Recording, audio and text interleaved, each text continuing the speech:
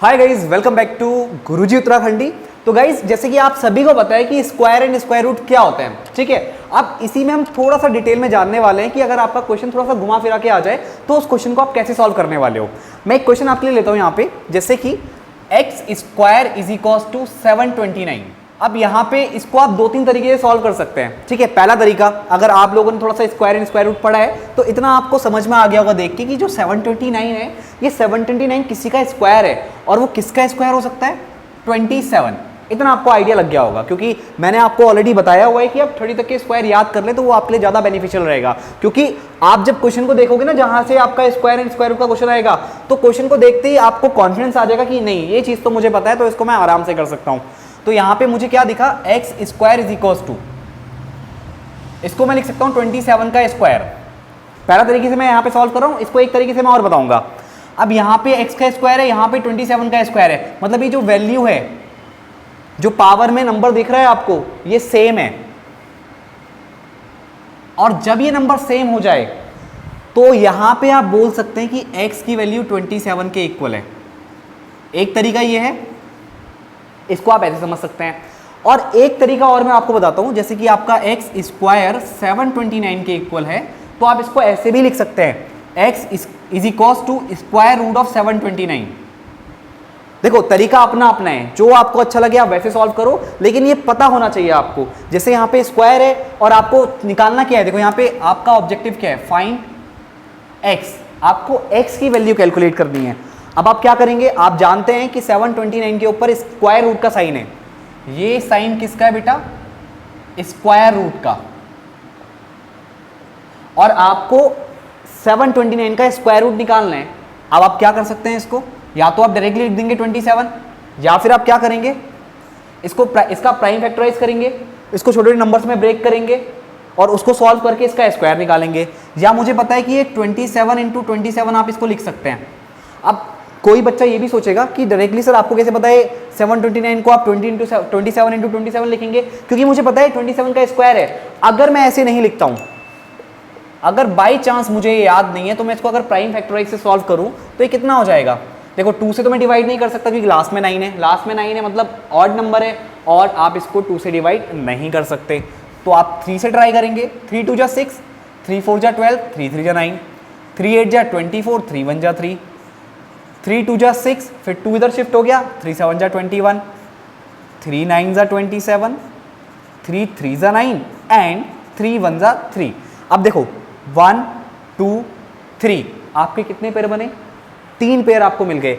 अब आप इसको ऐसे लिख सकते हैं, x is equal to root के अंदर 3 इंटू 3, फिर into 3 into 3 into 3 and into 3। और कितनी बार आपका 3 है यहाँ पे, 1 2 3 4 5 6।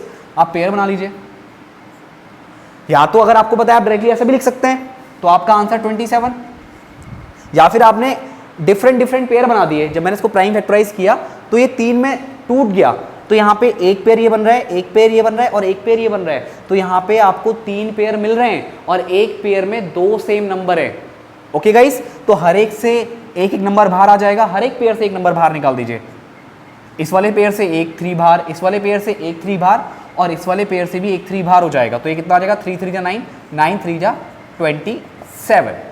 तो गाइज, आपके पास ऐसे 2-3 मेथड है जिस तरह से आप यहाँ पे स्क्वायर रूट को कैलकुलेट कर सकते हैं, राइट। अब एक और क्वेश्चन यहाँ पे लेते हैं हम, ताकि कॉन्सेप्ट हमारा ढंग से क्लियर हो जाए। Guys, square and square root के क्वेश्चन बहुत ही सिंपल से होते हैं। अगर आपने थोड़ा बहुत भी इसको ढंग से सॉल्व कर दिया तो फिर आपके लिए बहुत ही आसान हो जाएगा। अब देखिए, मैं एक क्वेश्चन यहाँ पे फॉर्म कर रहा हूँ। अब देखिएगा कैसे सॉल्व करेंगे आप इसको। जैसे कि रूट में 25 है, सिंपल सी बात है, रूट में 25 है और आप यहाँ पे लिख रहे हैं 4, ये 4 प्लस रूट 5। अब इसके ऊपर एक और रूट लगा है और ये आपका क्वेश्चन है, आपको इसका आंसर निकालना है। बहुत सिंपल सी चीज़ है, देखो बहुत ही सिंपल चीज़ है। एक स्क्वायर रूट, उसके अंदर 4, फिर प्लस, फिर से उसके अंदर स्क्वायर रूट है, फिर एक नंबर लिखा हुआ है, ठीक है। अब आप क्या करेंगे, सबसे सिंपल चीज़, पहला वाला जो स्क्वायर रूट है उसको लगे रहने दीजिए, ये 4 आ जाएगा, प्लस इसको आप इजीली सॉल्व कर सकते हैं। You know very well square root of 25 is 5। Now अब 5 और 4 को ऐड करेंगे 9 आ जाएगा, और स्क्वायर रूट ऑफ 9 कितना होता है गाइस? 3 होता है। तो आप जब स्क्वायर एंड स्क्वायर रूट के क्वेश्चन यहाँ पे सॉल्व करेंगे तो आपको कुछ इस तरह से क्वेश्चन भी देखने को मिल सकते हैं, और हो सकता है इसमें अभी मैंने सिर्फ 2 रूट लगाए, क्या पता और भी आपको रूट देखने को मिले, 3 में आपको रूट देखने को मिले, तो 3 तक का क्वेश्चन आपसे रूट में पूछ सकता है। तो अगर आपके थोड़े बहुत भी बेस क्लियर है तो आप इन क्वेश्चन को आराम से सॉल्व कर सकते हैं। और भी इसके मेथड होते हैं, जैसे कि long division method, prime factorization method जो मैंने आपको बताया अभी, और ये लॉन्ग डिवीजन मेथड भी आपका बहुत ज्यादा इंपॉर्टेंट है।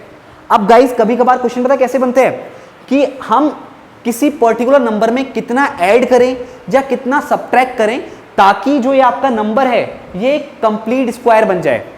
अब मेरी बात समझ रहे हैं? तो उस केस में आप पर्टिकुलर जो मेथड यूज करते हो वो है आपका लॉन्ग डिवीजन मेथड, कि इस किसी नंबर में कितना ऐड या सब्ट्रैक्ट किया जाए। बट अगर कभी बोला जाता है आपको कि किसी पर्टिकुलर नंबर में किस नंबर से मल्टीप्लाई किया जाए या किस नंबर से डिवाइड किया जाए कि जो आपका गिवन नंबर है वो एक कंप्लीट स्क्वायर बन जाए, तो उस केस में आप यूज करते हो prime factorization method.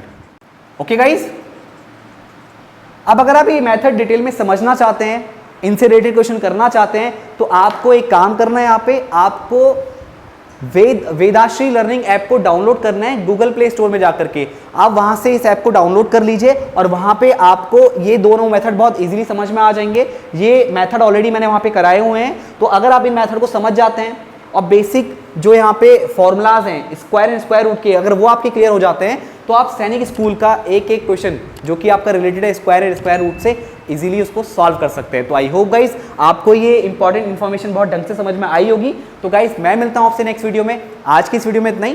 Thank you.